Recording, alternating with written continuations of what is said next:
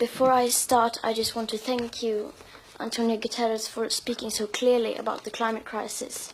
It brings a lot of hope to people. For 25 years, countless of people have stood in front of the United Nations climate conferences, asking our nation's leaders to stop the emissions. But clearly, this has not worked, since the emissions just continue to rise. So I will not ask them anything. Instead, I will ask the people around the world to realize that our political leaders have failed us. Because we are facing an existential threat, and there is no time to continue down this road of madness. Rich countries like Sweden need to start reducing emissions by at least 15% every year to stay below a 2-degree warming target. You would think the media and every one of our leaders would be talking about nothing else, but they never even mention it. Nor does hardly anyone ever mention that we are in the midst of the 6th mass extinction, with up to 200 species going extinct every single day. Furthermore, does no one ever speak about the aspect of equity, clearly stated in the Paris Agreement, which is absolutely necessary to make it work on a global scale. That means that rich countries, like mine, need to get down to zero emissions within 6 to 12 years with today's emission speed.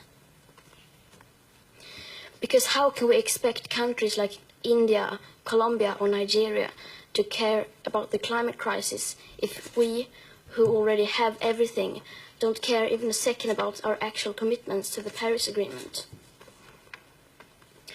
So when school started in August this year, I sat myself down on the ground outside the Swedish Parliament. I school striked for the climate. Some people say that I should be in school instead. Some people say that I should study to become a climate scientist so that I can solve the climate crisis. But the climate crisis has already been solved. We already have all the facts and solutions. And why should I be studying for a future that soon may be no more, when no one is doing anything to save that future? And what is the point of learning facts when the most important facts clearly means nothing to our society?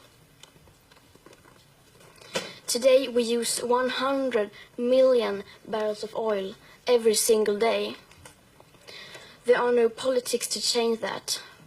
There are no rules to keep that oil in the ground. So we can no longer save the world by playing by the rules, because the rules have to be changed. So we have not come here to beg the world leaders to care for our future. They have ignored us in the past and they will ignore us again. We have come here to let them know that change is coming, whether they like it or not. The people will rise to the challenge. And since our leaders are behaving like children, we will have to take the responsibility they should have taken long ago. Thank you.